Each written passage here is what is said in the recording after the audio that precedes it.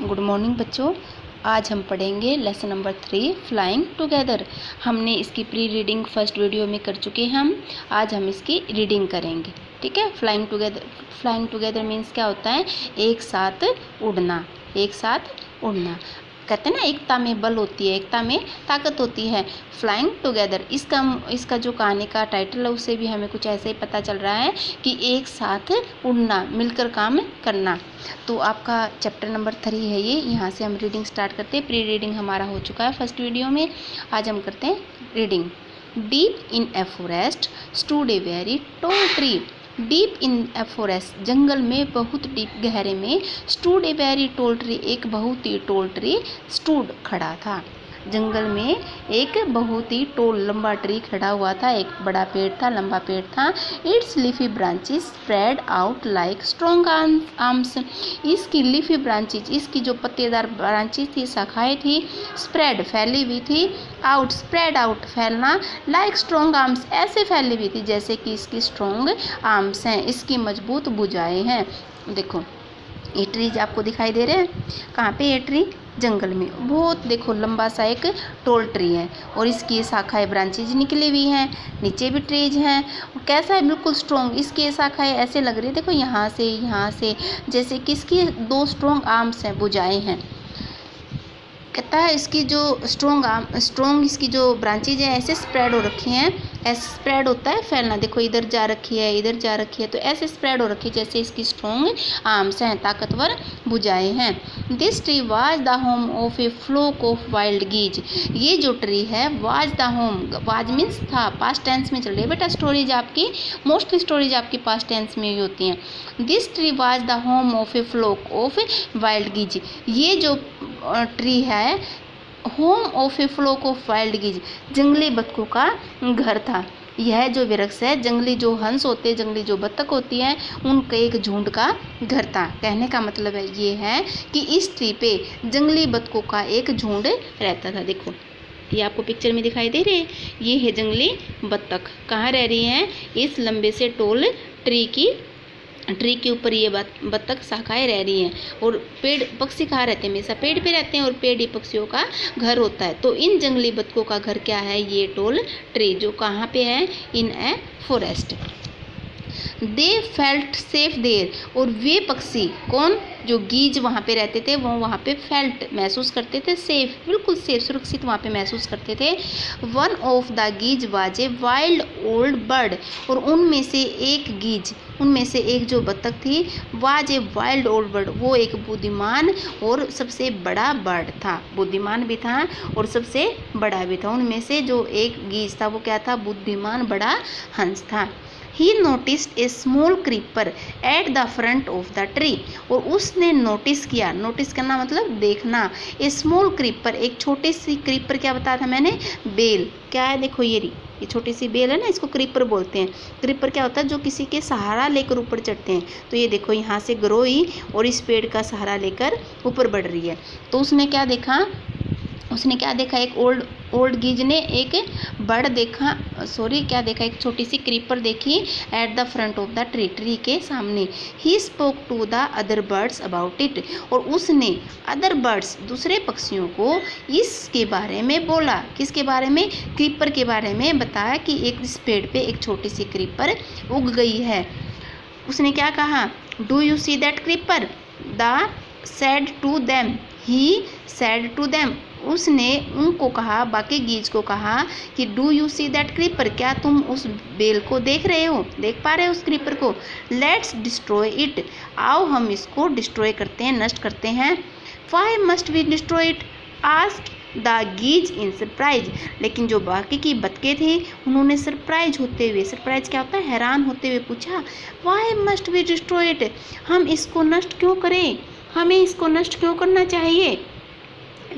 क्या कहा कि हमें इसको नष्ट क्यों करना चाहिए? Why should we destroy it, हम इसको नष्ट क्यों करें?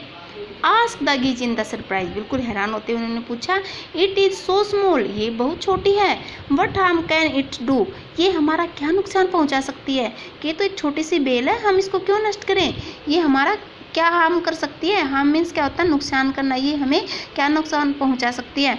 My friends, replied the wise old man, लेकिन माई फ्रेंड्स, उसने कहा मेरे मित्रों, replied the wise old man, बूढ़े आदमी ने उत्तर दिया मेरे मित्रों, that little creeper will soon grow, ये जो छोटी सी क्रीपर है ये जल्दी ही सून ही क्या हो जाएगी, ग्रो हो जाएगी, बढ़ जाएगी।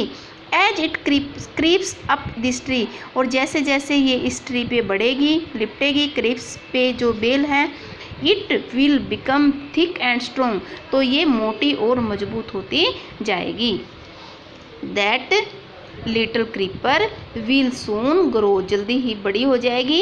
As it creeps up this tree, और जैसे जैसे ये इस पेड़ पे क्रीप करती जाएगी, चढ़ती जाएगी, लिपटती जाएगी, it will become thick and strong, ये फ्यूचर होता है ना कि विल से हम फ्यूचर टेंस में यूज करते हैं कि क्या हो जाएगी, ये क्या हो जाएगी, बिकम बन जाएगी, थिक मोटी एंड स्ट्रोंग, ये थिक और स्ट्रोंग बन जाएगी। तो ये पेज नंबर है हमारा 17, ये पढ़ लिया हमने। चलो हम आगे चलते हैं बेटा, आगे क्या होता है स्टोरी में। What of that asked the geese, लेकिन गीज ने कहा वट ऑफ दैट, ये क्या है, तो what of that asked the geese, geese जो पक्षी थे, बतखे थे, उन्होंने पूछा वट ऑफ दैट, इससे क्या होगा।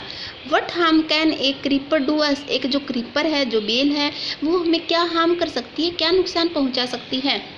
Don't you see replied the wise bird, wise bird ने, बुद्धिमान पक्षी ने उत्तर दिया, डोंट यू सी, क्या तुम देख नहीं रहे, with the help of that creeper, इस क्रीपर की मदद से, with the help of that creeper, इस क्रीपर की मदद से, इट विल बी पॉसिबल, यह पॉसिबल हो सकता है, फॉर समवन, किसी के लिए भी, टू क्लाइम दिस ट्री, इस ट्री पे क्लाइम करना, चढ़ना पॉसिबल, संभव हो सकता है। कहता है क्या तुम देख नहीं रहे कि इस क्रीपर की वजह से, इस बेल की मदद से किसी के लिए भी, समवन, किसी के लिए भी पॉसिबल हो सकता है, क्या पॉसिबल हो सकता है, टू क्लाइम दिस ट्री, इस ट्री पे क्लाइम करना, चढ़ना पॉसिबल हो सकता है। ए Hunter can come up and kill us all, कोई भी हंटर जो शिकारी है वो ऊपर चढ़ सकता है इस बेल के through. Can come up, can possibility के लिए दिखाता है, कैन कम अप ऊपर आ सकता है, एंड किल अस ऑल और हम सबको किल कर सकता है। Well there is no hurry they replied, लेकिन उन्होंने रिप्लाइड दिया कि ठीक है, अच्छा है, but there is no hurry, लेकिन हमें इस काम को करने की कोई जल्दी तो नहीं है। कहता है ठीक है, मान लिया आपकी बात, लेकिन वेल अच्छा, देर इज नो हरी, लेकिन हमें इस काम को करने की कोई जल्दी नहीं है। The creeper is very small, जो बेल है वो भी बहुत ही स्मॉल है, जो क्रीपर है वो अभी क्या है, very small. It would be a pity to destroy it now, और इसको अभी नष्ट करना क्या हो सकता है, एक अच्छा नहीं होगा, मतलब बुरा होगा, डिस्ट्रॉय करना ये दयनीय होगा कि it will be pity to destroy it now, इस बेल को अभी नष्ट करना क्या होगा, हमारे लिए बहुत ही दयनीय होगा, क्योंकि एक छोटी सी बेल है और ये अभी हमें कोई हार्म भी नहीं कर रही। ठीक है, हम इसको डिस्ट्रॉय कर देंगे, लेकिन अभी इसको डिस्ट्रॉय करना क्या होगा, to be pity to destroy now, बहुत ही दयनीय होगा, बहुत ही गलत होगा।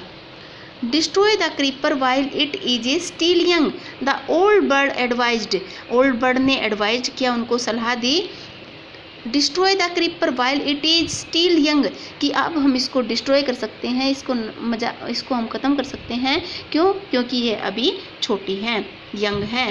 Now it is tender and you can cut is easily, now अब क्या है, इट इज़ टेंडर, यह बहुत ही कोमल है, सॉफ्ट है, and you can cut it easily, और आप इसे इजीली, आराम से कट कर सकते हो।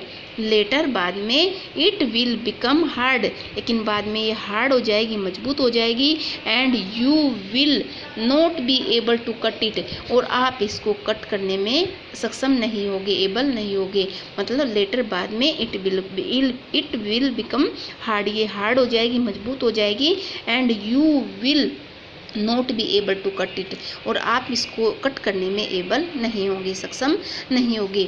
We shall see, we will see हम देख लेंगे, वी विल सी हम देख लेंगे, आंसर द बर्ड्स, बर्ड्स ने आंसर दिया कि ठीक है, हम इसको देख लेंगे। But they did not destroy the creeper, but परंतु उन्होंने क्रीपर को डिस्ट्रॉय नहीं किया, ख़त्म नहीं किया। They forgot the wise old bird's advice, और धीरे धीरे क्या हुआ, वे जो वाइज ओल्ड बर्ड्स ने जो एडवाइस दी थी उसको भूल गई। As the creeper grew it, जैसे जैसे क्रीपर बड़ी हुई, began winding its way up the tree. The advice of old birds advice, वो धीरे धीरे ओल्ड बर्ड की एडवाइज को, सलाह को भूल गए। और as the creeper began winding, और जैसे जैसे जो बेल थी वो घुमावदार और पेड़ के चारों तरफ जैसे जैसे उसने लिपटना शुरू किया, it's way up the tree, और इसने जो पेड़ का पूरा रास्ता कवर कर लिया, और इसने क्या किया, पेड़ पर अपना विस्तार करना शुरू कर दिया। देखो भाई, ये बेल जो हमने लास्ट चित्र में देखा था, यहाँ पे इस पिक्चर में क्या देखा था, ये बेल यहाँ थी, छोटी सी ग्रो हुई, बस यहाँ तक पहुँची थी। लेकिन अब देखो धीरे धीरे बेल क्या हो गई, कहाँ पहुँच गई, देखो अब ये बेल बड़ी हो गई, और इसने इसकी जो यहाँ तक पेड़ के ऊपर तक, यहाँ तक इसने फैलना शुरू कर दिया। ये अब होगी क्या होगी, अब ये मोटी होगी और स्ट्रॉन्ग होगी। उसने बताया था ना, ये थिन हो जाएगी और क्या हो जाएगी, स्ट्रॉन्ग हो जाएगी। और अब ये बेल क्या हो गई है, थिक और स्ट्रॉन्ग बन गई है। ठीक है, अब यहाँ पे क्या थी, ये पतली सी छोटी सी बेल थी, क्रीपर थी, और अब ये क्या हो गई, इतनी बड़ी और मोटी और स्ट्रॉन्ग बन गई है। ठीक है बेटा, तो आगे का हम हमारा पेज नंबर 19 ये नेक्स्ट स्टोरी से शुरू करेंगे। इसको यहाँ तक आप ध्यान से पढ़ना और देखना। ठीक है बेटा, इसको 2-3 बार आप खुद रीड करना, तो आपको जो ये न्यू वर्ड्स लग रहे हैं ये आपको प्रोनाउंसिएशन करनी आ जाएगी, और आपके लिए क्वेश्चंस याद करने, एक्सरसाइज सोल्व करना बहुत ही आसान हो जाएगा बेटा। पढ़ाई कुछ मुश्किल नहीं होती, बस आप थोड़ा सा ध्यान दोगे तो आप सब कुछ कर सकते हो। यू कैन डू एवरीथिंग, आप सब कुछ कर सकते हो, एवरीथिंग इज पॉसिबल। ठीक है बेटा, have a nice day, thank you.